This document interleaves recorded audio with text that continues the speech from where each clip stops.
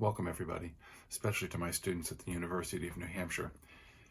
We're all social distancing now during the coronavirus outbreak of 2020, and this is part of moving my classes online.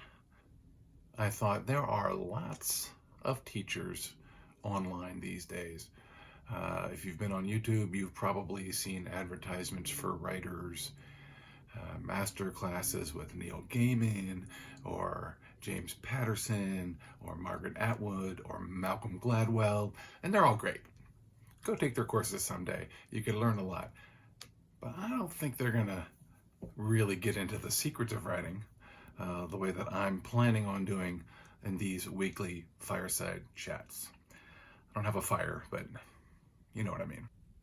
You could learn a great deal about plot from them, or how to structure a book, or the right kind of soup to eat before you sit down to write. Margaret Atwood in particular is well known for her soup recipes in her master class, so go figure. But I am going to get into the nitty-gritty of writing, and hopefully by joining me every week, you too could be the writer you want to be. Today I wanted to talk about maybe the most important thing that any writer needs to deal with before they sit down to write, and that's how to sharpen your pencils. And it seems simple, but that's what it is. And I've brought a bunch of examples of how to do that. If you don't get your pencil sharpened the right way, your words are never going to come out. How are you going to do it with a dull pencil? You can't. It's impossible. So I have a couple different ways here that I thought I'd share with you. The first way is a cheese grater. A lot of people use these. There's a lot of advantages to it. It takes a little more time. I mean, you really have to jam it in there and see if you can. Yeah, it's not a bad point on that one, Some people like to use a switchblade, but you don't want to do that. Not unless you want to scare your pencil.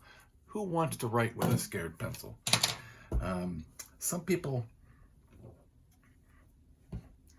are going to use a stuffed animal. These are actually best if you have a fun pencil. This one has strawberries on it. It has a strawberry eraser, so I'm going to sharpen it with my stuffed animal. You kind of just got to get it in there under the arm a little bit.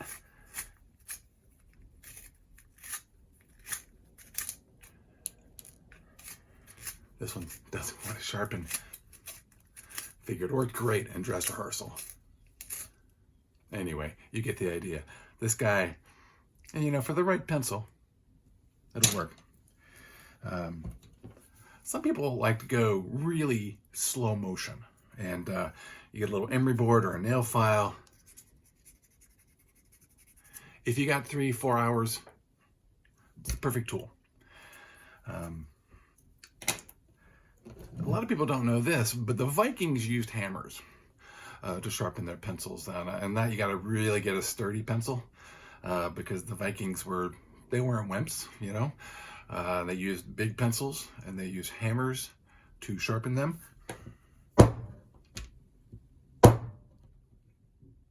A little bit better. Nice. Some people like rocks. You could just get a rock and just jam a pencil right inside of that rock, get it nice and sharp. This is going to give you a super point to your pencils. If you're writing something really important or really intense, this is your best choice. My personal favorite, though, is the potato. A lot of people don't know that a potato is the second best pencil sharpening implement that you can use. You just got to get your pencil in there. Gives you a nice point. And on top of that, you can take the shavings of the potato and put them on your warts, get rid of them, and it also cures arthritis. Most people don't know that. But mostly I'm a traditionalist. I like to use my Blackwing pencils, a Palomino. This is the Blackwing Palomino 840. I like to use my Blackwing pencil sharpener. do the first sharpening bit there. Really get my tip on it there. I do write a lot in pencil, so this is my go-to pencil sharpener. What this allows me to do is to have a sharp pencil when I sit my butt in the chair and pull my pad out and start writing.